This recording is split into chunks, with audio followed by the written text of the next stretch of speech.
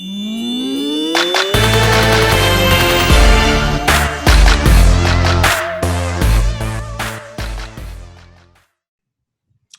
guys, welcome to the Hypertrophy Hub podcast. So this week I have another fascinating podcast. So this week I'm speaking to Kedric and Joe. So from two different companies, we have Kedric from the Strength Guys and then Joe from the Strength Athlete. So these are sort of, in my eyes at least, I would say some of the most rational powerlifting coaches that I've run into. You sort of get, we were discussing off there, you can get drama and all that in powerlifting and all that, and you can get people that will not be that rational in some ways. Not that person, but in general, you can find people that aren't highly logical and also don't know their shit. But then I find sort of people like Kedric, people like Joe, and it sort of blows my mind how rational, and it's not just the evidence-based sort of side of it where they seem quote unquote evidence-based. It's also they get good results as well, which is probably the most important part, I guess.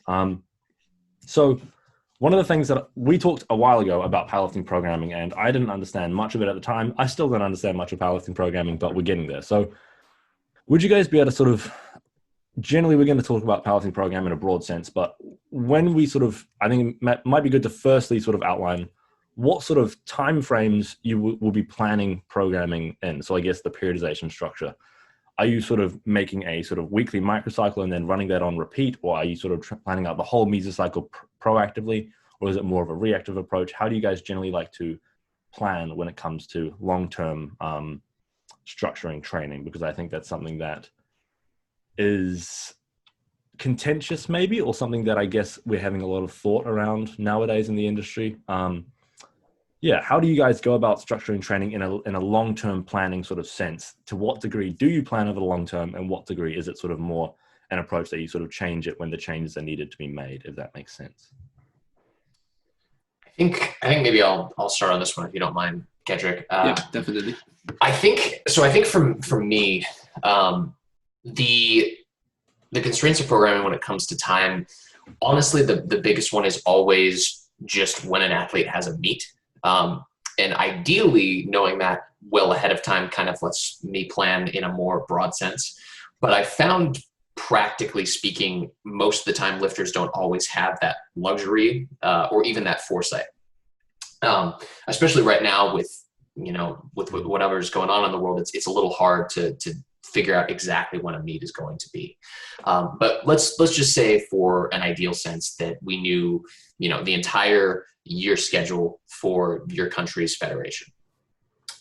Ideally, you would want to plan around, I think for most lifters, anywhere from 2 to 3 meets. If you're, a little bit more experienced, if you're newer, you could probably get away with more. But, we'll say for the average lifter, anywhere between 2 and 3 meets. Usually what I will then do, if we have that sort of an idea, I guess we'll use maybe somebody who does the Arnold Sports Festival here in the States and does Raw Nationals. So for those 2 meets, I'll kind of plan the cycle around that so that those cycles are a little bit more focused in terms of specificity. Maybe we push a little bit harder in terms of intensity, and we focus a little bit more on the variables that are more inducive to strength progress specifically.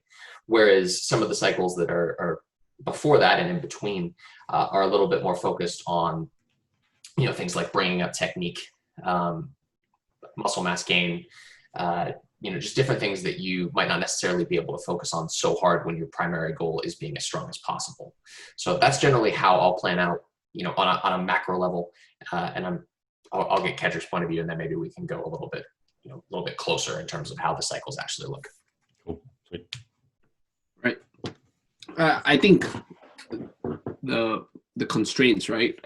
In a way, when we talk about planning, we talk about constraints in a way, and usually the constraints that we have is kind of determined by how far out we are from the meet, as Joe would mention. It's easier to plan. It's easier to plan like the so-called go along with the flow when someone's not competing, which in a way with a lot of the athletes kind of are facing the situation this year, right? Because of COVID. So, but if we have a meet that's coming, right? And I'm not sure how many of your listeners know that, kind of like know how powerlifting meets are scheduled. You usually get a range, right? Like let's say, for example, I will use the closest example would be New Zealand Nationals, which is taking place in 10 weeks.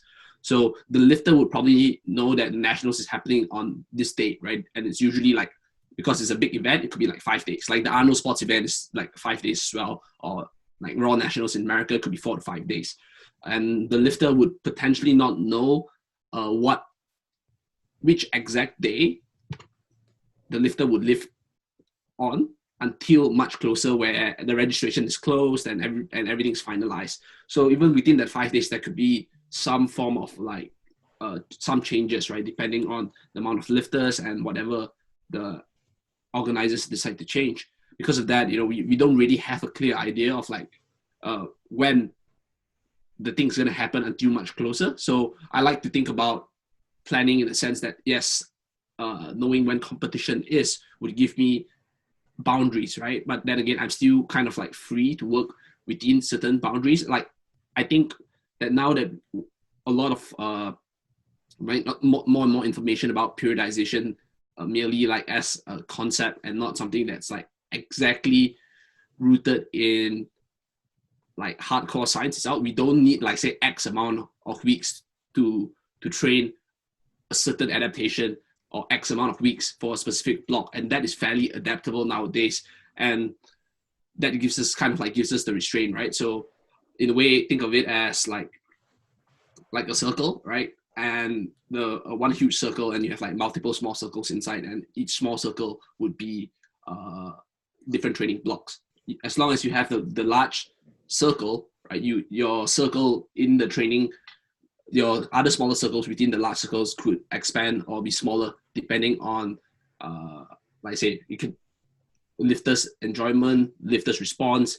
It could be smaller if the meet has suddenly like been pushed a week earlier or a week later, things like that. So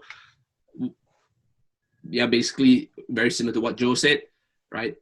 The competition date kind of like determines how we plan, but then again, the nitty-gritty details, I'm sure we'll go into a little bit more later. So we probably talk about that later with Joe. Cool, sweet. Yeah, no, I think those are two really cool approaches. In terms of something that I've been thinking about a lot recently, I guess there's sort of two questions, but I guess maybe answering one will answer the other. I guess one of the more concrete things, when you guys think about sort of variable manipulation over time, I guess periodization, do you like, will you know, for instance, okay, in 4, 2, 3, 6 months, whatever, you'll know I'll be in this phase or a high volume phase, whatever, I'll be training specifically for hypertrophy, I'll be training specifically for X, Y, and Z. And I guess it's a little murkier than that in reality. But is it more of in terms of like specific variable manipulations, or like, for instance, changing rep ranges, changing set numbers, et cetera, do you guys tend to take more of a proactive or a reactive approach, and why do you think that is? Kedric, if you want to start, go for it. Yeah. I think I would say that, I mean, using the term reactive, it's probably not what most people would mean in the sense of like basically the normal reactive meaning like I react, right? It's more of like, I think like we evaluate and then we respond. So we use reactive in this context means like evaluate and respond. So I just want to throw it out there. It's not like, oh, like something happens and I like react without thinking through it. But I think the big part on how whenever I explain to my athletes and how I do things is that when they ask me, oh, what training approach do you use? I would say that a lot of it is athlete driven. And I said, hey, this is what we are doing. And I am your coach. I think this is what is best, right? At this current moment. But think of it as I'm giving you a base to build on, right? And the more I work with you, the longer coaching relationship we have, I kind of understand. I would get a better understanding of what future bases would require. What are certain elements that would be needed, right? So what are exercises that you enjoy? What are exercises you don't? What are some exercises that you tend to not respond as well to? What are some that you do? But right now, from the start, I have potentially whatever I have is probably just my best guess. And based on that, I put it up front. I say like, it might work, it might not work. If it works well, great, I'll take note of it. But if it doesn't work, I do not want you to try to fit a square peg in the round hole. I want you to speak to me. I want you to communicate, and I want you to let me know why certain things you feel isn't working. And the thing with that is also you kind of like open up the conversation with the athlete to ask them to kind of think why it isn't working, or maybe it's just like, oh, day one I feel sore, right? And perhaps they've not been doing like any training at all. Let's say they come out post lockdown and they haven't been doing training at all during 8 weeks of lockdown, and like, whatever you do, probably that's slightly more like intensive than sitting down playing computer games will probably get you sore, So you have that conversation and you open up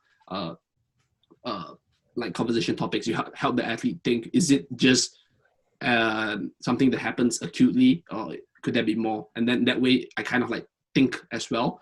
And then based on that, we make changes. So a lot of times when we talk about changes, I would try to tell the athlete, hey, if this is an exercise that you really do not like, or, like, for example, upright rows give someone's like shoulders like some pain when they do it, and or they just don't really fancy it. For myself, I really dislike doing barbell curls because even with wrist reps and stuff, it still hurts my wrist, right?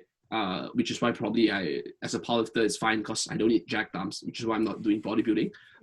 But if an athlete tells me that, I'm going to be like, oh, okay, this is a trend, right? This is a trend that has been happening. It always hurts the person's shoulder or wrist. Let's not put this in.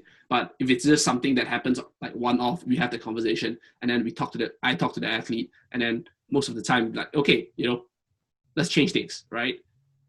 If we need to change things, how can we seek similar adaptation through different means? And I think that's like an important thing to keep in mind. So I would say this is probably like more like reactive. So I evaluate and then I respond accordingly. But most of the time, it's not just about that specific exercise. It's not like X produces Y. It's about like X, I had this conversation, maybe I can change the outcome of Y, because most of the time an athlete would think that, oh, this is bad, I can't do this. But sometimes they impose like self-limiting beliefs upon themselves. But if you have the conversation with them, you might be able to be like discard that self-limiting belief, and then the athlete might be able to perform it. Like I have an athlete, for example, who told me that, oh, I can't do conventional deadlifts, it hurts my back, right? He's a pretty good deadlifter, right? He pulls around like the high end of like 600 pounds, and he pulls sumo, but he cannot conventional deadlift more than 300. So it's like 50% less, and then it's just in his head, right? And then during lockdown, I said, oh, we can't. He only had weights up to 485 pounds. So I said, okay, let's try snatch grip deadlifts. I didn't say conventional deadlifts. I say snatch grip deadlifts. And when you do snatch grip deadlifts, automatically in your head, you do it in a conventional stance, because a snatch grip sumo deadlift looks really strange, especially if you decide to go really wide. No offense to Johnny Cantito, but for him, he immediately like used a conventional stance, and he managed to max out all the load using a snatch grip conventional deadlift, which is typically harder than a conventional deadlift. But now that he's back in the gym, he's able to conventional deadlift like way past whatever he had at home, which is like around 485 pounds. So sometimes it's about having a conversation, taking off that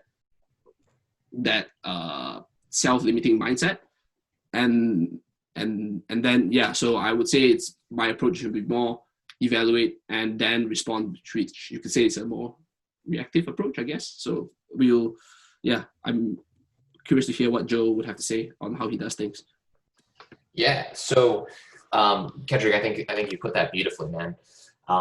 But just to kind of add to your points a little bit, I would say, James, to answer your original question, and I think just based on what Kedric just said, he would agree with me. I would almost say that our approaches are both. And I think any good coach worth his salt is, or her, I should say, is always going to be that way, because it's definitely about being a good combination of both that makes a good coach. I love that Kedric brought up the fact that it is for him an athlete-centered approach. That's how I put it too. And I'm both proactive and reactive, based around the athlete. So the proactive side of things, I'm I'm making, the inputs of my athletes training come from me observing the athlete, from looking at their trends in history, from looking at, different monitoring variables. Just everything that I put down initially when I'm building somebody's training is all based on, what I observe and what I've seen. The reactive side of it comes into, having those conversations with athletes, whether it's, daily, weekly, whatever. Being able to, I think people really underestimate the fact that just sitting down with an athlete and talking to them and saying like, hey, I think I've seen this in you. This is why I'm giving you this. But what do you think about this? I think it's a very powerful tool. And I think that that's something that for both of us really shapes the way that we approach our athletes training. Because I'll tell you what, some of my athletes that I've been working with for a very long time, the approach that I gave them at first compared to right now it looks like two completely different training programs. Now there's a lot of different things that go into that, but I think the thing that is the most common amongst all of those changes amongst those different athletes is over time, I've spoken to them, I've seen how they've reacted, and I've reacted in the way that I've changed their training. And that happens at a bunch of different times too, which I don't think Kedric got into a ton, but that happens sometimes daily. That happens sometimes, on a weekly basis, and more often, of course, on a cycle to cycle basis based on how they reacted to training. So it's definitely both. And I think that you can't do one without the other if you really understand the art of coaching. Yeah, I completely agree. I think in general, it seems to me like, for instance, you could split up them into sort of different aspects. Like, for instance, the reactive will have different aspects that will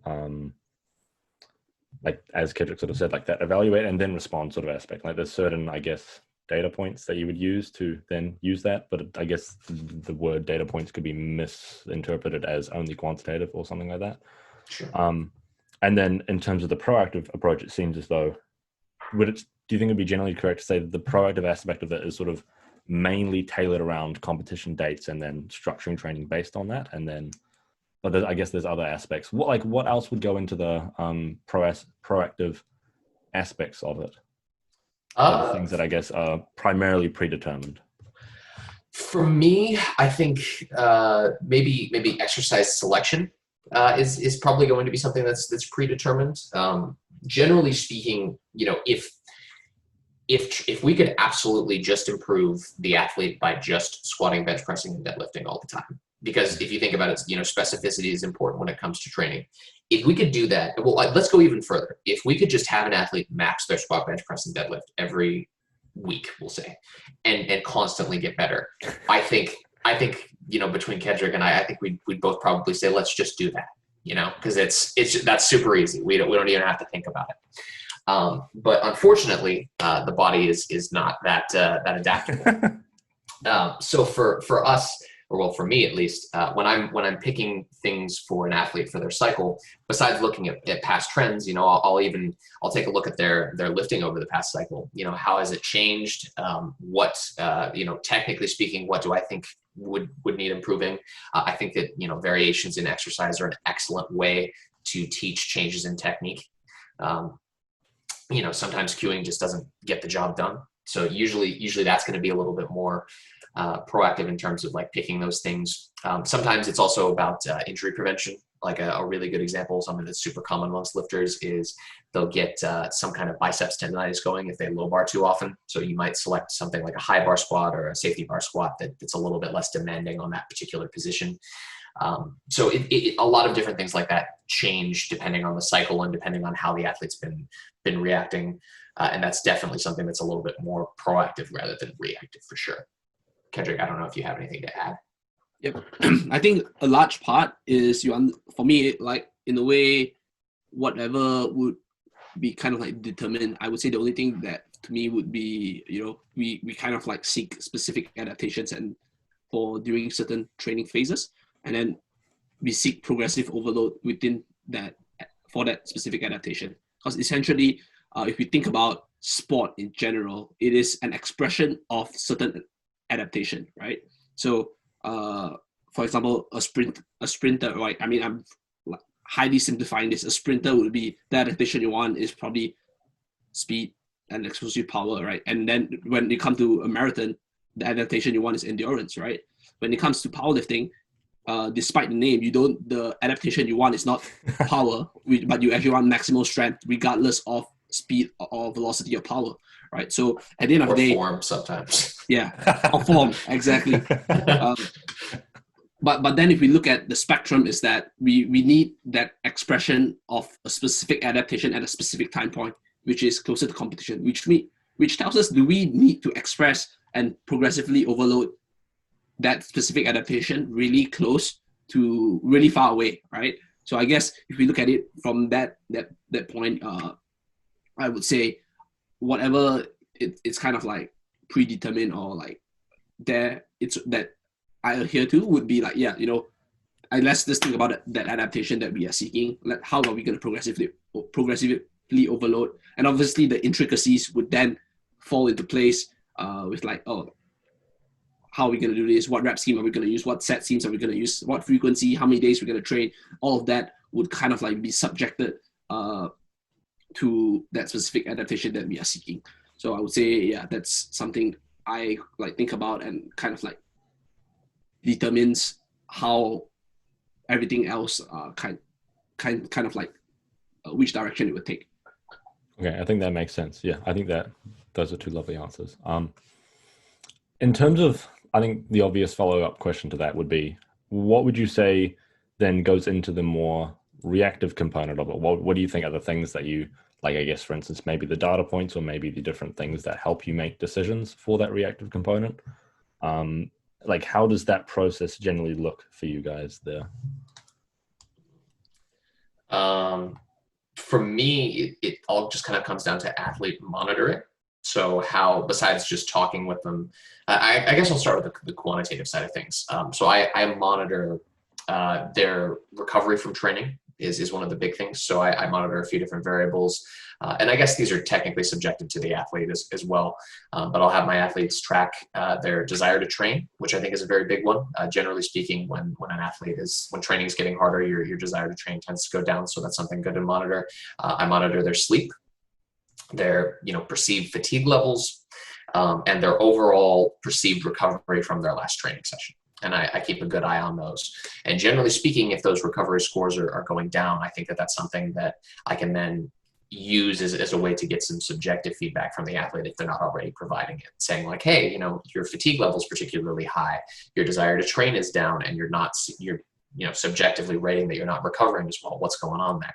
And sometimes I can even use, because I have them track it on a daily basis, I can even use that as a way to isolate like, hey, day 3 consistently these past 2 weeks has not been great recovery wise. Do you think that there's something that we can change there? And then that'll lead to something like a conversation. Well, I'm sometimes they might say like, oh, well, work that day always just seems to go particularly long. And that might lead to saying, okay, if that's something that's going to be consistent for these next coming months or something like that, maybe we need to drop the training volume on this day because it just doesn't seem like you're having as productive of sessions because of that. Something like that. I also take a look at their estimated 1 rep maxes and the RPEs of their training, particularly if they have, some kind of predetermined load. That's rather useful. And the reason behind that is generally speaking, if we take a look at their estimated 1 rep max, if it's staying stagnant or even better going up, usually that's okay for me. That's something that's important because that means their training, at least in my mind, is having a good effect. But if it's going down, of course, that's a sign that, okay, something's going wrong here. We're either not recovering, we're training a little bit too hard. And again, usually that comes back to having, taking a look at the trends, getting my best guess, having a conversation, confirming that with the athlete, and then ultimately making a decision reactively that, makes me like it differs from the original plan in such a way that will hopefully get the athlete back on track. And that's just kind of the idea, is that you want the athlete, you want to do your best to have reactions that will keep the athlete on the most upward trend into competition. Okay. And then Kedric, did you have anything to add, or what was your sort of perspective on that? Yeah, I think it's really great that Joe brought in like athlete monitoring, and I think the thing is that we know that there are a lot of, a lot of things that can affect daily 1 rep max, right? There are fluctuations in strength. I think one of the main points that, or at least the idea behind velocity-based training, right, is, or even RPE and RIR, is that day-to-day fluctuations in strength could vary up to like 18%. There are days where you'll be stronger, there are days where you'll be not, right? And the question is, how or why do these like diurnal patterns happen, And like what Joe mentioned, right? There are multiple ways you can look at sleep. We definitely know that, at least personally, I feel it, and a lot of my athletes report it to me as well. And I mean, I just had the conversation with Joe yesterday. Joe had like 5 hours of sleep, and that could potentially, yeah. I mean, I'm guilty of it sometimes as well, right? You could have, for all you know, like it's a combination of multiple factors, right? Like for all you know, you could be really strong that day, right? But your desire to train might be so low, right? That you probably, even though let's just say you are really strong, you might not go in the gym because you just don't want to train, right? Whereas I think every sort of like measure we have, and we sort of like impose on like surrogate measures of what we think would affect strength, right? And I like to think of it as every point that we have is like a satellite signal, and the more satellite signal more signals we have, we can actually like sort of like, we watch those military shows where they triangulate the location when they have like multiple points, and then they draw a point and they finally point out like, oh, this is where the spies, let's send in the SEALs or whatever, we found the location, right? Or if you play Call of Duty, something like that, right? Clearly I'm not a gamer because I clearly couldn't describe that. And Joe is laughing because Joe's like, yeah, this guy clearly doesn't play games,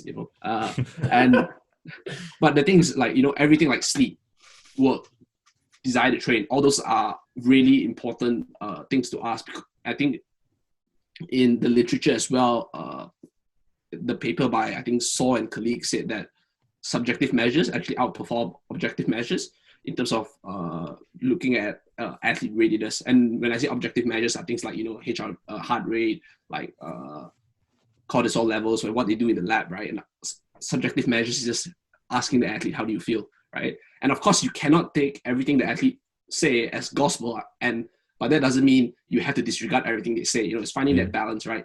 If the athlete is like constantly a complainer, right, and you will only know this if you have some form of established relationship and you have that trend, like what Joe says, all about the trend. If this athlete's trend is to constantly complain, but he or she always performs despite complaining, you probably know, the complaints are probably just part of who they are. Maybe they just need to rant and then they can train. If they don't rant, they can't train, that kind of stuff. And because an athlete is an individual, we can't really say that this athlete would be the same as another one. And even if we see similar trends, we can't say like we get similar outcomes. But I think at the end of the day, it would really be important to have just like, hey, you have this like kind of like framework and structure, and then we kind of look at it, evaluate it, and then we see at the end, what changes can be made. And I think most of the time, it really is about like having that conversation with the athlete, because the trends, if everything is like, let's say for example, Joe uses a 1 to 5 scale, right? And everything's a 5, and 5 is like good, right? If everything's a 5, you'd probably be like, oh yeah, let's just go on, right? But if things are like low, like consistently on the low end on 1 or 2, then we have the conversation and then we make that change. So I think like at the end of the day, that's how I would, I probably just reiterated everything Joe said because I'm quite like a long-winded person. But yeah, that's probably how I would do things for myself. No, don't worry. I think that's what we all think. We all think we're the long-winded person, but I do not agree. In terms of making sure the data that you're collecting is like, because for instance, right, it's like, I guess a lot of coaches will make up their own data points, and I don't think there's anything wrong with that by any means. Like for instance, different clients, I will track certain different things. Sometimes it'll be quite a unique thing that I don't track with any other client just for some obscure reason, but it's like sometimes there'll be a thing that I'll track and I'll just make up a sort of rating system, and I find that works generally okay. Do you guys find that is okay, or do you think it's best to find rating systems that have maybe been tested in the research or something like that, or do you find it's generally okay to just sort of figure out a way that seems intuitive and go through that, if that makes sense? I think, like, if you don't mind, I'll just start here. I think the big thing is when it comes to a lot of this, like we talk about trends, right? And when we talk about athletes and how they respond, it really isn't about like you don't really have an objective measure, right? Because most of the times you have the conversation, they tell you about their feelings, what they ate, and their sleep and stuff. And a lot of times, if we talk about how they feel towards certain thing, when we talk about the emotional side, we don't really get. We can't say, oh, if you are angry, then it produces like X amount of anger diminishes X amount of strength. X amount of like feeling of loneliness diminishes X amount of strength. It really isn't an objective thing. So the key isn't really to find something that is validated or like, oh, then the literature. If you can, that is great. But I think the most important thing is to use that same thing, whatever that data point is or the measuring point is, consistently, because then you'll be like, okay, we have this consistent, we use this consistent measure, and we set it as like an arbitrary standard. But the thing is that if we set it as standard, we know how that we use it to measure, and if there's any deviation, right, over a long period of time, then we can spot it, right? But if I'm using how angry do you feel in one block and how lonely do you feel in another block, right? I'm only using this because this is like some of the measures they're using, like psychological questionnaire, like, but you're measuring essentially comparing anger with loneliness, and it's kind of like apple and oranges. But if you use, it doesn't matter whether you use like strawberries, apple, oranges, bananas, as long as you're using the same thing all the time, you get a response. You get a similar response because not a similar response, but you get a consistent response because everything you're using a similar measurement, even though it might be something arbitrary that you made up. Yeah, I agree with that. I think for me, the reason that I named those particular variables and the reason that I use them is that most athletes can understand them easily. They can understand the definition of them. But I do agree in that you could absolutely use some kind of other thing to measure, like if you wanted to go with emotion, for example, like let's say you have an athlete that, their emotional state tends to play with their ability to lift, that you don't know the exact reason or mechanism, but that, just depending on the day that they have, everything just feels heavier. That would definitely be something that I would monitor, and again, that comes back to having that conversation with the athlete. Like, if you consistently see their training being like their performance being a zigzag up and down, that would trigger that sort of a conversation. And then, hopefully if you have a good enough relationship with your athlete, you'll be able to, have that conversation where they're like, well, there are some days where I don't feel good. There's some days where I feel amazing. And then that gets into, okay, well, I can't necessarily correct your, the way that you react to whatever's causing your emotional state. But what I can do is have you, monitor that and be aware of it, and give you a system in which you can adjust your training based on that. So I agree with all the points, and I actually think that that's a very unique and useful approach, honestly. I guess I've never really sort of systematized it in that way personally, but I think it makes sense to individualize using that type of technique. Yeah, I think it's really a cool conversation because, for instance, for my own personal sort of example, I find near the tail end of my mesocycle, I can track sort of chronic back pain with mesocycle length. And also then I think, I don't currently do it, but I think I would very likely get a great amount of information out of literally tracking a bunch of different variables and then trying to correlate those with pain, and then trying to track that and try and figure that out. But I think that's I don't yet know exactly how I want to do that, but I think I want to do that at some point to see if it has much utility. I definitely think it would, but I don't know exactly what I want to do yet. Oh, I don't know if I have the if I'm personally going to adhere to tracking those data points myself. So that's my main problem, I would say. Yeah, I think something to add upon, and just to dovetail upon talking about pain, it's quite interesting because we know like pain is such a, like, the ability to predict pain is really poor, right? Or at least what causes pain and things like that. And I think the great thing about that is that we know that people often say, I mean, if you have conversations with people in the industry, you say like, yeah, training load, like increasing training load over time or too quickly tend to like increases sensations of pain, right? And I noticed this with myself as well. So historically, and I use the word historically because it kind of like indicates there's a trend, right? So historically, I get elbow pain when I low bar squat, like more than 2 times a week, right? Sometimes even twice a week. And the thing with this is that I always notice towards the tail end of the training block, that is when my elbow starts to flare up more, right? So it isn't really about squatting 3 times a week in the low bar position, but it's more of like the training load that increases, right? So that's also based on the assumption that training load increases, whether it's through increased amount of reps, right? Overall training volume increases, right? But during the tail end, right, it's like, oh, okay, you know, 1 week, maybe on week 4, I start feeling my elbow starts feeling a bit tender. And then week 5 is like, oh yeah, it's really tender. Then that could be an indication that, yeah, perhaps a deload is needed. I'm not saying that immediately when your elbow starts feeling like tender, you should go on a deload, but that is an indication. And you corroborate that with like, right, you're in week 5 of the training block as well.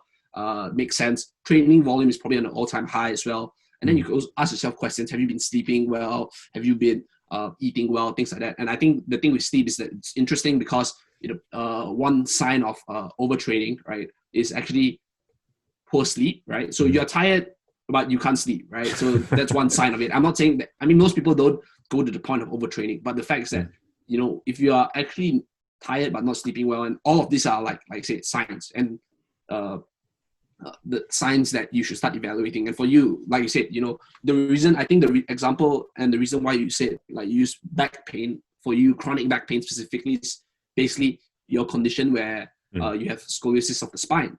I wouldn't tell my athlete, I wouldn't monitor chronic back pain for my athlete if my athlete doesn't show any trend prior, right? So like I said, it's individualized. It's you have that conversation with the coach will have the conversation with the athlete. And if it's someone like you that historically get chronic back pain towards the tail end of the training block, that could be an indication, right? Using very carefully the word indication. For myself, it could be my elbow, right? Joe, for you, I know you probably have problems with your knee, right? It could be your knee, right? So like James can be back, mine can be elbow, Joe's can be his knee, right? And the fact that each of these like body parts that we experience pain would be different from all 3 of us. I historically never experienced any knee pain.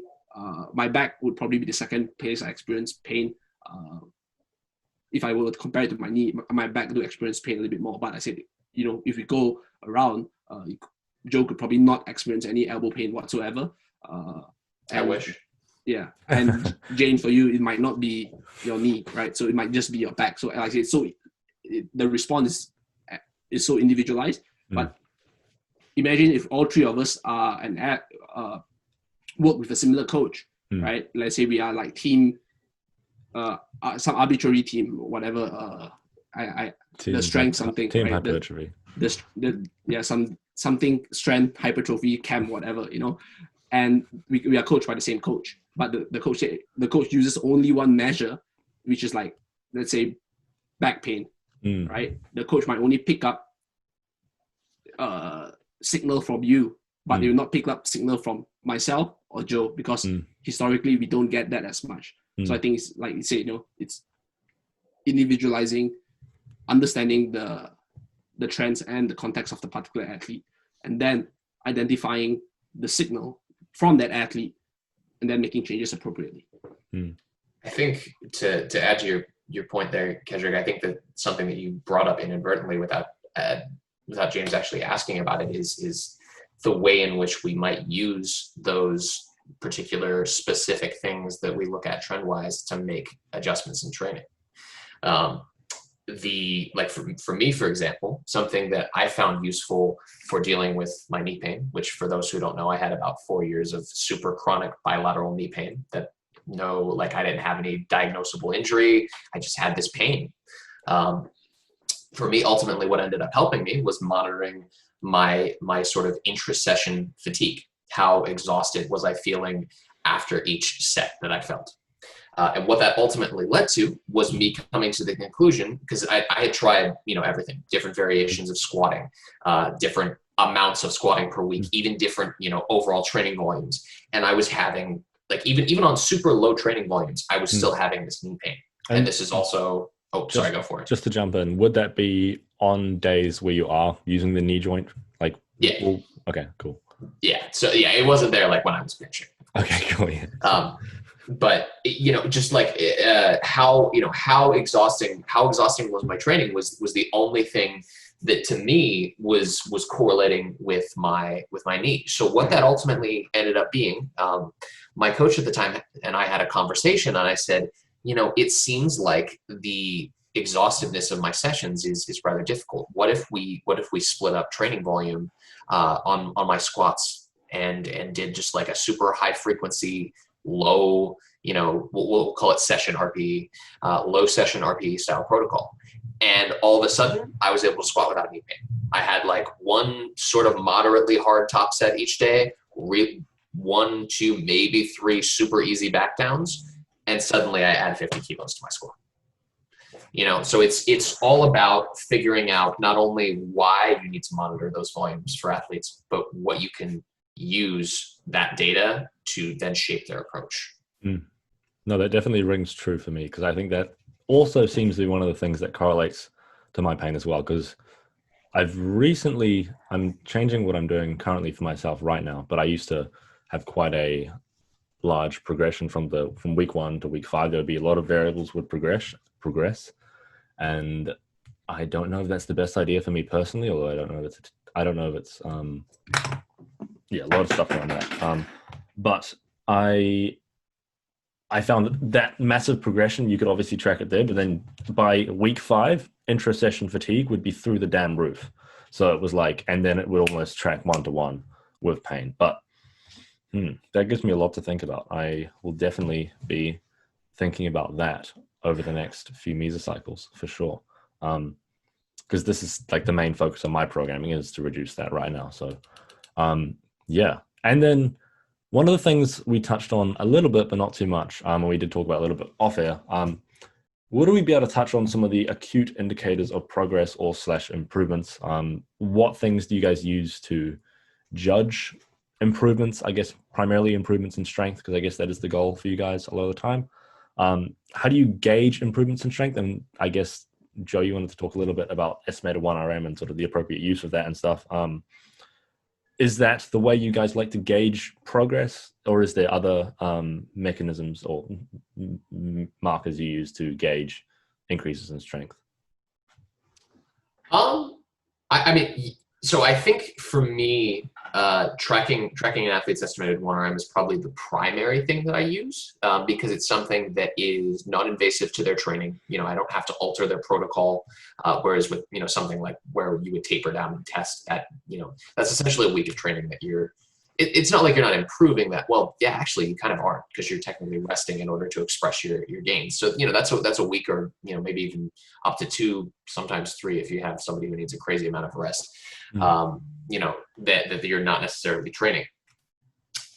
So that I think that it's good in that it allows us to kind of get a gauge of how things are progressing. More importantly, I think that it allows us to kind of show progression in different rep ranges, different variations, whereas you might not necessarily be able to get the most objective measure of that week in and week out. Like, for example, I have no idea what my my sumo pullers snatch grip deadlift max is. If I have them doing that is something to help build their deadlift. But I do think that you can absolutely monitor what the estimated 1RM on that is week in and week out. And I also think it also helps create a sense of progress in general for the athlete, because there's sometimes going to be weeks where they're not going to be able to add load, especially if it's something that they've been doing for a while. But if let's say, an athlete has they just, they can't add more weight to the bar, but, by the end of the last set, let's say that last set RPE, gives them a higher estimated 1 rep max than the previous week. That's a really good way to kind of show that. The way that I did say this off air, the way in which that I think people use estimated 1RM that I think is wrong, is particularly they use it as a means to they use it as a means to kind of plan out their cycle up to a certain point, that they're like, oh, well, my estimated one rep max that I'm getting from this set of 8 is showing that I'm going to deadlift 700 pounds. And then they're even though it's, especially if it's an auto-regulated cycle where, you have RPEs, they're like planning out like, okay, I'm showing my estimated 1 rep max is 700 right now. I'm going to deadlift 700. So that means during my peak block, I'm going to have to take 650 for a single. I'm going to have to take 680 and, whatever. And then it's just by the time you get there, it doesn't actually work that way. And that's the point that I bring up there is it's an estimation, and it's great because it gives us a number that we can consistently monitor, but it doesn't always have a one-to-one correlation with your actual 1 rep max, particularly because you're at the whole point of this, the system of auto-regulation that you're using, your strength is fluctuating day to day anyway. So it lets us kind of get a little bit of a signal in the noise, but not so much that we would want to steer the ship exactly that way. Does that make sense? Yeah, I think that definitely makes sense.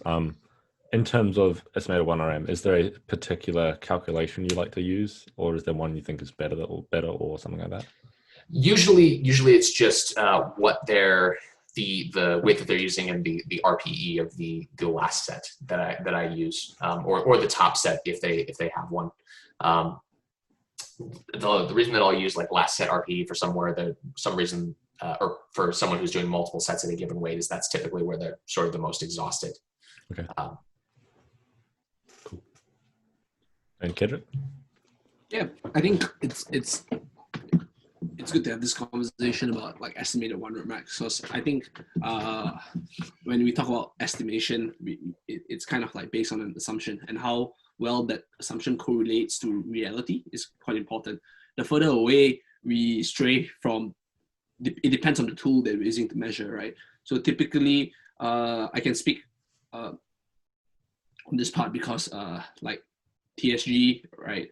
We're quite known for using MREPs, right? So if using a specific tool, having a specific data point, we can make changes in whatever way we see fit. For example, using X amount of load and you get X amount of reps.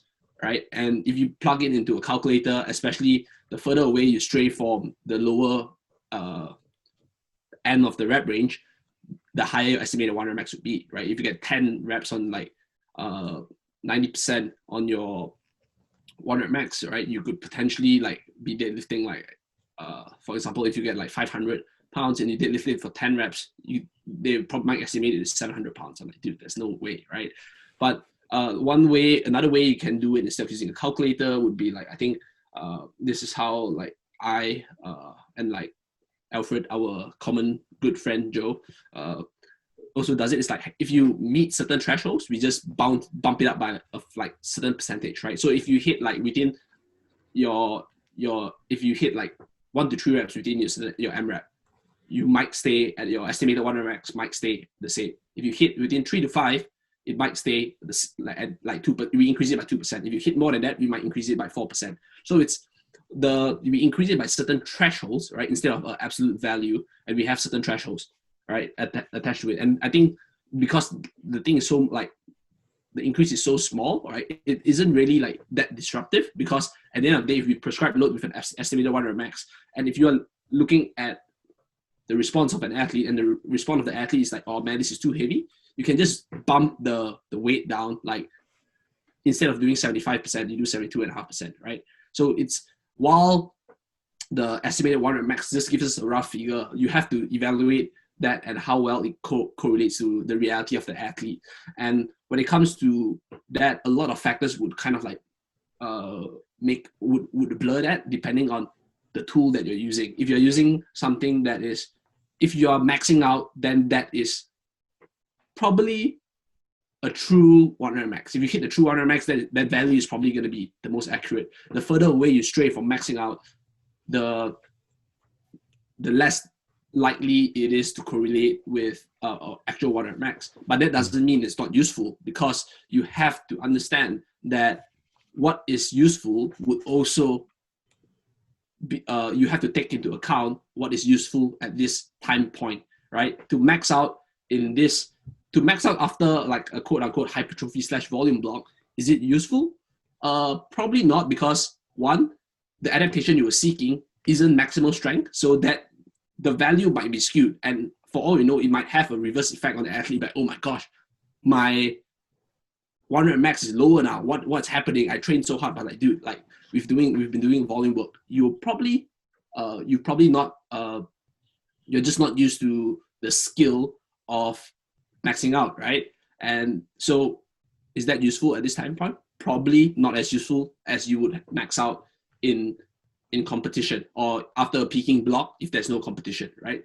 But then the question you ask yourself is that in this time point, what is the most useful surrogate measure I can use to help sort of like create an estimated 100 max? So I think that's really important as well, because then again, you at the end of the day, the estimated 100 max does encourage the athlete to train harder, right? Increases the motivation to train if they see that they are progressing. I had this conversation with one athlete, and my athlete, he basically said that, what do you think my estimated 100 max is? Do you think it's this value? Do you think it's that value? And I said, probably, right? Like I said, I don't really know. And the fact is that I said, it probably also doesn't really matter, because today it might be this value, tomorrow it might be another value, right? And if it's hard, we're just gonna, because like I said, we use like TSG, we use like most of the time we use like percentage based, right? I say if it's tough, I'll just lower the percentage. If it's really easy, I'll just have a larger increase of the percentage, right? And for all you know, if you exceeded your estimated 100 max and we've not done a test, right? I could put like 105% of your 100 max for a single, right? If you like 5% more than your current 100 max, right? And they'd be like, oh, okay, that's fine. Then it's all about saying like, okay, what is useful? And at this time point and in the volume block, it's probably not useful to like keep thinking about what my 100 max is, because that isn't exactly the adaptation or we're trying to seek, and isn't the specific adaptation we're trying to train as well. So in a way, I think it's figuring out, while understanding that a 100 max has, or estimated 100 max has its utility, how we package it, how we convey it, and what are the tools that we use to create that estimated value, and how does that correspond the most to reality would be important. Because like Joe said, if you think you're going to do 700 pounds based on this, that probably doesn't really correspond to reality as much as you think it does. So that is probably like on one end, right? Whereas maxing out, an actual max out would correspond the most, but most of the time we fall somewhere in the middle because we don't always max out all the time. Yeah. And James, if I could actually butt in with one more thing, and I do think, to Kedric's point with the accuracy of a certain tool to 100 max, I do think that another thing that's becoming a lot more common in powerlifting, particularly, that I think is a lot more useful and can be helpful to the athlete's motivation as well as psyche, is heavier top sets throughout training. I'm sure you've probably seen that. A lot of people like to do, even year round, they like to do heavy singles. And would that be sort of at a relatively low RPE, or would that be? It depends on the coach. Right. For me, and I can't speak to Kedric with this, but for me, I don't necessarily give my athletes singles year round. I do have some athletes that that's a whole nother can of worms, I suppose, because I don't know. I don't necessarily think you need to train singles year round to get better at powerlifting, but I do think that it's useful to have heavier work in there, because one, we get a more accurate measure of how you're reacting to training. So if let's say during a volume block, for example, you do triples at anywhere from 6 to 8 RPE, depending on the week or something like that. That's going to be heavy enough that it's going to be at least semi correlated to your 1 rep max. It's going to be exciting for the athlete. They're going to, probably enjoy doing that week to week. And it's going to give us, a little bit of a trend line on how they're reacting to training. And this is despite the fact that they may be doing, higher volume training that's a little bit less specific. So I think that in and of itself, that heavy top set, whether you do, multiple a week or just 1 a week on each lift, I think that in and of itself is another good monitoring tool, because it lets you look at the rest of the training and say like, okay, like my estimated 1 rep max from 8s is going up, sure, but the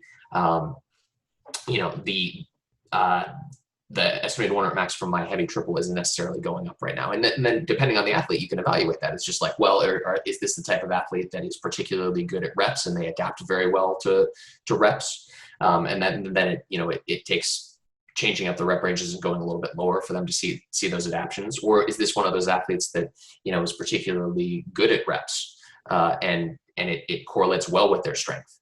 And then that way you can kind of make that decision and say like, hey, let's say like for girls, for example, are definitely better at reps than guys. Like if I had a female that was particularly good at reps and they're let's say I had them taking those heavy triples that I mentioned, and they weren't going up, I might say, okay, this might be cause to take a look at our training and make changes based on that. So I think that along with that sort of estimated 1 rep max thing, I think having a heavy top set there in general is a good tool. As long as the athlete is disciplined and is making sure that they're not just trying to take PRs every week, which is what I think it turns into for a lot of people that don't understand the reason behind it. Yep. Yeah. So like, I felt like Joe was describing me because I felt a bit offended because after like 3 months ago, like 5 months ago, before the weight gain study, I was just single. But after the weight gain study, I'm now a heavy single. So I felt like he was completely like describing me the whole time. Like, dude, what are you talking about me? Wow. Right? Yeah. But then I just had to crack a joke. That's one of those like Omar Yusuf jokes, I guess. Honestly, right? Beautiful. Right. So, but I think it's great as long as we can prevent it from being like a max out session every single. So the typical caveat that lifters would put is like max out RPE 8 with a missed groove. I'm like, dude, if you're missgrooving all the time, the load is probably too heavy for you to handle at that moment. So or RPE 7 with a missed groove. I'm like, dude, that's not RPE 7. So I think it's a really good indication, and I think that's something I would use personally as well. Not year round. I said it's very athlete dependent. If you know the athlete has a tendency to like always want to max out, probably would shy away from that idea using it too frequently, especially in volume block, right? However, I think there's a good indication, right, of you can provide some form of motivation for the athlete if the athlete sees that it's going up. What you can even do is you prescribe a certain load and have the athlete hit it every single week and report the RPE, right? If the start of the block is RPE 8 and the end of the block, provided fatigue is not too high, it's like RPE 6, you can say, well, we see that the same load is now easier, right? And often the athlete will be able to tell if it's easy or not, either through video, right, a subjective rating, or even if they use a velocity-based tracker, it could actually move quicker, right? So those are really good as well. And sometimes it could also be indicative of fatigue of the day, right? Like if you use the same load, like, oh, today the load feels much heavier, right? It's probably, could they tell me that I'm fatigued? Then you evaluate and say, yeah, did I sleep well last night? Did I eat well? Was it just stressful? Then you can start having the conversation with the athlete, or you can prompt the athlete to have the conversation with themselves. I think a very important thing though, like I have now taken into consideration, is I probably don't program heavy singles as much as I used to in like volume blocks, simply because if you think about it, if you're doing volume at 70% and the heavy singles like at 80-85%, which usually correspond to like around the 7 RPE, man, you have so much more warm-up sets to do, like when I go in and I go in the day and I see like, oh, I have like 70% or like roughly around 70-75% of my squat, I'm like, great, 3 warm-up sets, let's go, But to work up to a heavy single, I mean, like, oh my gosh, there's probably like extra like 2 to 3 warm-up sets. And you think if like powerlifters, we already take like 30 minutes rest in between sets, a lot, like in terms of time, you actually take more time. And you have to remember a lot of these athletes, as much as we talk about powerlifting as a professional sport, going into the details, making us feel like the great Olympic coaches. Most of our athletes that we coach don't actually do powerlifting for a full-time job, and they are limited by the time they have to train. So warming up to a heavy single or top set, there might, especially during a volume block, you can actually be you can actually like take up a lot of time. And one, I think on the flip side, it could also kind of be like, sometimes it might discourage an athlete, because you're like, oh my gosh, we talk about motivating the athlete. That's one side of the spectrum. On the other side, you can also discourage the athlete when you put it in too early in the volume block.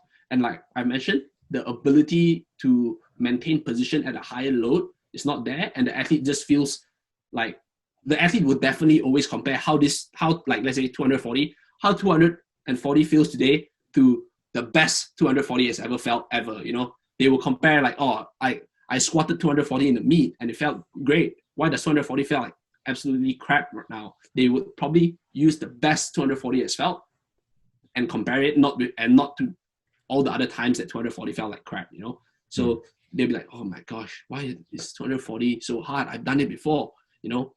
But the fact is that, dude, it's a volume block, you know?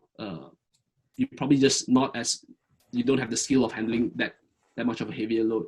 And I think I have this conversation a lot with some of my other friends who are coaches as well, and spoke about it on like other podcasts. Not saying that other podcasts is better than yours, because yours is definitely better than any other podcast. This is true. Don't tell Iron Culture that. I don't want to talk too much shit about them. I hope Helms doesn't listen to this. Gonna give you extra papers to grade or something. Yeah, probably fire me. Next thing you know, we're seeing him tomorrow, so I'll let him know. We'll be there together with Eric tomorrow. But I always talk about like the concept of regression to the mean, and that is basically you always go back to the middle, right? If you think about it, your meet performance, every subsequent performance after your meet until you hit the PR is always going to be worse. Right? True. So if you always compare your sessions to your best of all time, you are always going to be worse, right? And if that is the way you roll, by all means, right? But for me, it's going to be really, really hard to train. At least my motivation and my desire to train will be really low if I go into each session thinking I'm absolutely piece of crap, because I'm comparing it with some standard that is like really high. You know, it's like trying to like compare my singing to like I don't know who's like Ed Sheeran. Yeah, Ed Sheeran. People might be contentious about that. I actually don't know. Don't listen much pop songs anymore. So, but yeah, I'm trying to compare myself to some standard that's way too high for me to achieve at this current time point. You know, so I think that's really important as well. And at the end of the day, every tool, I feel like every tool, you have to have a conversation with every tool that you use, and the tool, as effective as it already is, can either be more effective or least effective based on the conversation that's surrounding it. Yes. No, I entirely agree. So, many thoughts I think I will have from this conversation, and I will carry forward. But one of the things I want to touch on is, because, for instance, within hypertrophy programming, people program quite differently, but it seems as though in powerlifting, people seem to have a little bit more of a straightforward approach. When you guys are transitioning into a phase where the goal is hypertrophy, or the goal is more primarily hypertrophy than other aspects, what is the main adjustment that you make? From my perception, it seems as though the main adjustments that people are making are basically set number increases. And I guess then would that then assume that normally set numbers would be lower than I guess people would train for?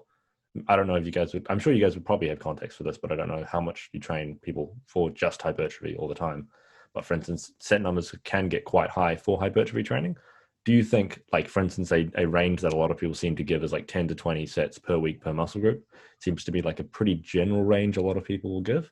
Do you find for most of the year, or for the most part, most of the macro cycle, is training volume below that range per muscle group, or is it above that? But I guess it's not spread through all muscle groups equally because of the three lifts effectively. And then like, what are the main things that change when hypertrophy becomes the main goal? James, if you don't mind, I'll start here. And this is, I kind of alluded to this off of there, but this is something that I've observed and I've been changing my mind about a little bit as of, I would say, the last 6 months or so. And that is, in general, that I do not believe that powerlifters need a specific hypertrophy phase. Rather, I believe that it should be something that should be present throughout the entire training program. And the main reason behind this, mechanistically speaking, is while hypertrophy is a driver of strength, it's not a one-to-one ratio. And I think that we get a little bit too far away when it comes to powerlifters specifically. I think with the traditional thought of a powerlifting volume block, where we'll say a lifter is doing, I don't know, like eights on squats and bench press and maybe deadlifts, and you just get a little bit too far away specificity wise. And honestly, I don't think that it's super duper productive, because again, let's say you're doing 8s on squats. By the time you're on rep 6, your position is completely different. You're folding over, you're exhausted. Your lungs are probably limiting you more than your actual muscle mass. So to me, when I still believe in the concept of a hypertrophy block in a sense that you might place a larger emphasis on hypertrophy, but the training, as far as the actual powerlifting specifics for me, does not change quite so much as far as the squat, bench press, and deadlift. The rep ranges might be a little bit higher, but I'll typically keep the numbers a little bit lower as far as the rep ranges go. And what I'll instead do is place a larger emphasis on a similar training modality that can drive hypertrophy well for that athlete. So for example, I may, during a hypertrophy block, I may have an athlete doing, say, 3 sets of 5 on squat, for example, on their highest volume day.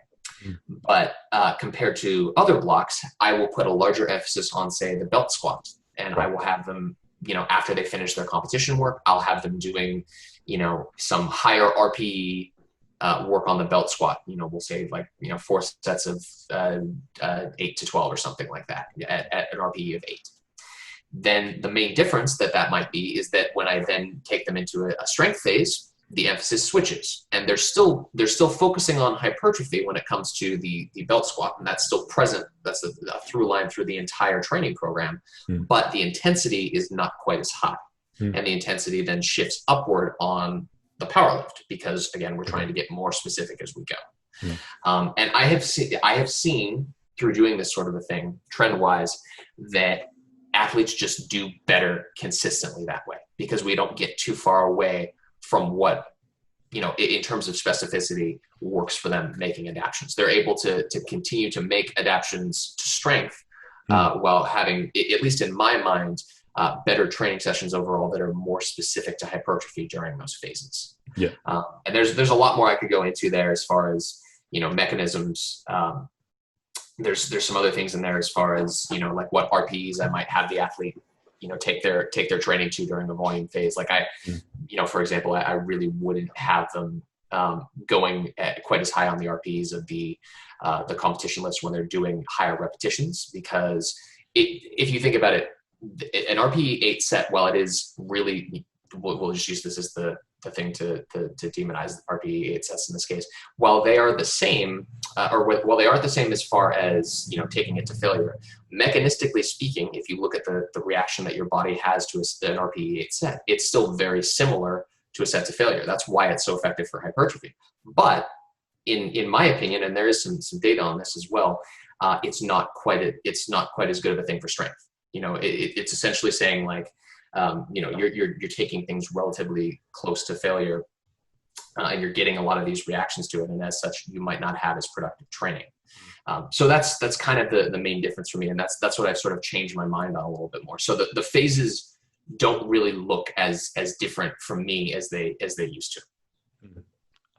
Just to interject, if you don't mind saying, or if you even know what consciously made this change in your mind, do you know if there was a specific conversation or piece or information or piece of I don't know, evidence or something? What do you think made that shift in your mind? Because I think it's a similar shift that I've made as well, because it seems as though people will try to be like, this is powerlifting, this is hypertrophy training, and it's like, there's not that much of a difference, right, in some ways. I guess in others there is, but yeah. For me, I think that when I can't remember the name of the study off the top of my head, but honestly, it was Helms that actually first brought my attention to this. I really forget the name of the study. Kedric might be able to point it out, but there was one where they showed the minimum number of sets that was effective for strength. And that got me thinking a little bit more about, why we are doing, because it talks about, sets being, more and more exhaustive and not necessarily productive. And that's what got me thinking, like, well, okay, if we're doing 3 sets of 8 on squat, to like an RPE 8, like, why are we doing that? What is the reason for it compared to when we could, be doing lower rep ranges and getting honestly a similar amount of hypertrophy, but probably better strength adaptations? Because, there's some different studies on that as well. Brad Schoenfeld's study on that comes to mind at the moment. That was a while ago at this point, but so I started to sort of connect the dots there. And then I actually, again, I remember listening to a conversation that Eric Helms had with my friend Alex Pearson Jones from the UK, where they were sort of talking about this concept. And I had actually, after that podcast, I had reached out to Alex and we just had a long conversation on this. And he was telling me about how he's just been doing just hammering hack squats, and he's just been doing very light competition squats for a while. And I was just like, oh, that's such a novel concept. Well, he comes back to me 2 weeks later and says, hey, I lowered my reps over the last couple of weeks, and then I ended up maxing out and I hit a 20 kilo squat PR. And I'm like, that's amazing. And so that whole thing just eventually ended up me sort of connecting a few dots here and there and saying, it might just be more productive to have the athlete consciously working on, their form and essentially work on improving their craft as a power lifter during a volume phase, and let other things that honestly might be better for hypertrophy just because they don't have to think about it so much, do the work during those phases. So that's kind of where that came from. Would you say the volume component of the volume block is primarily coming from those sort of other, commonly like other compound lifts? Would that, okay, cool. Okay. Yeah. And then it's not like it's not like they don't continue to do that either, which is again, another, like, there's still a through line of conscious hypertrophy work. It's not like you can't build muscle leading it, through a peak block. You absolutely can. It's just the emphasis kind of comes off of them a little right. bit. Okay. You don't push them quite as hard because you're now pushing the competition lifts a little hard. That makes perfect sense. And also I love that feeling when it's like, oh my God, that just clicked. I've had a few of those moments recently that have been very, very cool. Kedric, did you have any comments to follow up there? Yeah, I think the reason why you don't remember the study is because you probably cannot pronounce his name, because it's really hard. So the author is Androulakis Korokakis. So wow. It is like a tongue twister. So that sounds like a Dr. Seuss made up name. Do you know what the study is called by any chance? He's actually doing his study, right, with Fisher and Steele, right, out of the UK. And at least from what I think, that he did a systematic review. I actually had this conversation with him as well. You probably should get him as a guest on your podcast. He does literally everything related to like minimum effective dose for strength improvement in 1 rep max. So the systematic review published in Sports Medicine is called Minimum Effective Training Dose Required to Increase 1 RM Strength in Resistance Train Mill, right? So he actually also did a survey. I'm not sure if you were on it, but he asked a whole bunch of coaches what they feel is the minimum effective dose for training and how what approach they would use. So I was part of the one of the few coaches or one of the Well, many now coaches he asked. now I'm embarrassed I couldn't remember his name because I was on that survey. Yeah, right. Yeah, so his Instagram is polka rods, and polka rods the gains fairy or something like that. He's a quite cool person, right? I actually enjoy talking to him a lot. So that's his name, Andrew Lakis Kurokakis. So I don't blame you if you cannot remember his name, because I actually went to my the papers. I knew who you were talking about, but I didn't want to butcher his name. So I actually, right, while you were talking in my head, I was reciting Andrew Lakis Kurokakis, Andrew Lakis Kurokakis. now it sounds like a rap, which is fine because he actually raps as well, which is pretty cool. Wait, should we just quickly shout out his Instagram? What was his Instagram? Polka rods. How do you spell his last name? His Instagram or his last name? Instagram or whatever. His Instagram is POLKAROTS. Or people call him I've got Pac, that. right? Hashtag the gains fairy. Yeah, people call him Pac, like Pac-Man. You know, POL carrots, but carrots is spelled with a K and just one R. So by going back to the topic, I tend to get distracted really easily, and I agree with Joe, because at the end of the day, right, the thing is that what constitutes a hypertrophy block? We have to ask ourselves that question. If a hypertrophy block to you is taking the main lifts, the competition lifts at higher repetition ranges, and only doing that, I would say I don't do it at all, because one, we talk about specific adaptations, right? Specificity.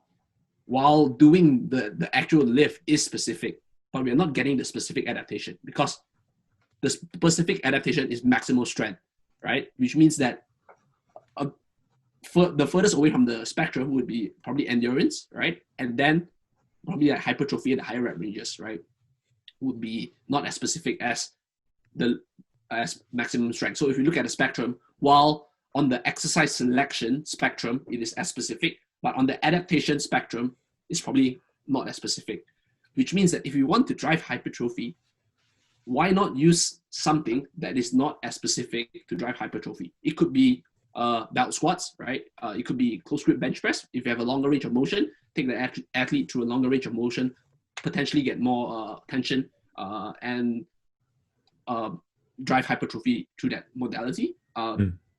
And it could be a conventional deadlift if you are, or maybe a Romanian deadlift to bring up the posterior chain if you pull sumo most of the time, right? It could be not specific in terms of exercise selection, because the adaptation we are seeking is not specific to begin with. And I think I really like the concept on what Joe said, you have the belt squat, right? And then because this is a more I would say hypertrophy focused block, and the emphasis here is higher, but as you progress to the strength block, the emphasis on this exercise is lower, and assuming that the capacity for the athlete to perform X amount of work is the same, we shift that emphasis towards the thing that matters. And when we go to the peaking block, perhaps we can drop the belt squat altogether, right? So that is the thought process I have, and I use a very similar thought process with how what Joe mentioned. I think that's actually pretty effective as well. I think pitting hypertrophy and strength against one another is actually quite a false dichotomy. It works well for a controversial topic. And I knew what you were going to do, James, when you said increasing sets. I'm like, nah, I'm not buying into this Marcus Rattel and Eric Helms debate. No, but I think at the end of the day, we don't have to pit one camp against one another, because while there's data out there as well saying that bigger muscle does provide better strength gains, potentially due to a lot of factors, but definitely through the availability of more contractile tissue, right, and things like that. So, but you have to remember that the most jacked person or the largest human being isn't also exactly the strongest human being, and powerlifting is a strength sport, so we have to find that balance. And just because people think that there is a disparity between, if you do hypertrophy you can't get strong. It's not true. If you do strength only, you can't gain hypertrophy. That's also probably not true, because there are studies out there where they showed 5 sets of 3 versus, or 8 sets of 3 versus 3 sets of 8, and the 8 sets of 3 volume equated load. So obviously the group doing 8 sets of 3 had to perform more sets, took up more time, but they practiced with heavier load, they got stronger, right? But they gained similar amounts of hypertrophy across groups, which tells us that, when it comes to hypertrophy, there are many ways to skin the cat, and we don't have to use X method because we feel like it is the only way. Yeah, I 100% agree. I think people are very quick to try and prescribe optimal to different hypertrophy methods, and it's like I don't think there's any evidence to say that any method is necessarily optimal. We definitely know what's suboptimal or what is likely to be suboptimal, but yeah, I think people very much love to chase optimal, but don't we all? Or pretend at least they know where optimal is. And I guess for hypertrophy as well, there's no acute measure of like we are definitely making progress. Like it's a lot more murky, and it's kind of just trust in a way, I think, not really. Like that comes to the tool as well, right? So I was just having interesting conversations with some of my PhD colleagues as well. And the thing is this: we in the lab at AUT, we use ultrasound, right, to measure like muscle thickness and stuff like that, right? But the thing is that that tool is valid to measure hypertrophy, right? Or at least as valid as we can, what we have. But the fact is that, is it valid if you try and measure hypertrophy in acutely, like right after a training session, you will not, whatever you see is not hypertrophy, but that doesn't mean the tool is invalid, right? It's just that because the effect is not present in a short time, doesn't mean the tool is invalid. What you're measuring at that point is probably just swelling and inflammation, because by definition, if you're looking at hypertrophy and what we know that it doesn't happen within a single session, right? So there really isn't a tool. You have to trust that when, I think you have like Brian Miner, Eric Helms and all of that, and the podcast talking about this all the time. So they're probably like a little bit, their expertise are probably way higher, but they say, like hypertrophy, like progressive overload or like getting stronger is like a sign that I don't want to butcher it, you probably say it better, but we had this conversation before, it's like you don't need progressive overload to get hypertrophy, but it's probably like a sign that you are getting some form of hypertrophy, something like that. I'm still trying to work out the best, not the best, but a decent. I still don't know what there's like. It's really unfortunate that there's no acute. There's no way to really know if you're making progress with hypertrophy except pictures, and like the minimum like length of time that you can measure whether you made progress or not is like weeks rather than days. It's like if you tried to measure it in days, you're just looking at like swelling. It's like, okay, cool. Kind of, there's too much fluctuation. And even like when it comes to sensitivity of measures as well, don't want to get a little bit too scientific, it's really important when people look at like, even like people would tend to, I think the easiest would be looking at MPS response, right? Like, I mean, not the easiest, but because that's definitely the hardest, right? The deepest people look at MPS response, and even MPS response, sorry for the listeners, MPS is muscle protein synthesis, like muscle protein synthesis response. When you measure at certain time points, even after a similar intervention, it'll be vastly different. So if you measure, like if you take an ultrasound and measure right after like immediately after like high reps, high sets, you're probably like, oh man, the muscle is huge. But if you measure like 5 hours later, it's probably not going to be like that. But the question is, what are you really measuring? So I think when it's hypertrophy, it's just hard to measure something in the short run. So don't get too caught up, within that. Exactly. Yeah. I think it's similar to like blood glucose. It's like if we tried to diagnose diabetes using acute measures of blood glucose, it's like, it'd be cool if we had like HbA1c for hypertrophy, which is like a long-term measure of blood glucose, which would be, I think that'd be dope, but I don't think that exists. So the size of your biceps. I guess we do have that. Yeah. Sweet. So I think we've covered all the topics. I think we've gotten through the majority of the stuff. I think we've gone a little bit over the place in some areas, but I think that's exactly kind of what I wanted. I'm really fucking stoked with how this podcast turned out. Where can people find you guys online? I know you guys are obviously coaches. If people are looking to find you guys, where can they go about doing that? Joe, do you want to go first? Sure. Yeah. The easiest place to reach me is on my Instagram. It's Joe_TSA. You can also email me, joe@thestrengthathlete.com. I am actively taking athletes if you are looking for powerlifting coaching. I'm also going to take this time because my business partner has given me the okay on this to make an announcement and say that I have a supplement coming out with my business partner that may be interesting to those of you that are powerlifters out there. We're working on a rehydration product. So if you are somebody who cuts weight to make your powerlifting weight class, we've got a new little something coming for you guys. It's called Game Day Rehydration Salts. So if you're a person who takes Powerade, Gatorade, Tri-Oral, anything like that, this is going to dwarf all that. So please look out for that in the coming months. That sounds very, very cool. Very excited for that. And Kedric? Right. So as what Joe has mentioned, the easiest way to reach me is through Instagram, Kedric TSG. I'm sure you put the links whatever there so that people don't spell my name wrong, because if your phone autocorrects, it's probably going to go to Kendrick, right? But it's Kedric TSG. And on my email is kedric@thestrengthguys.com.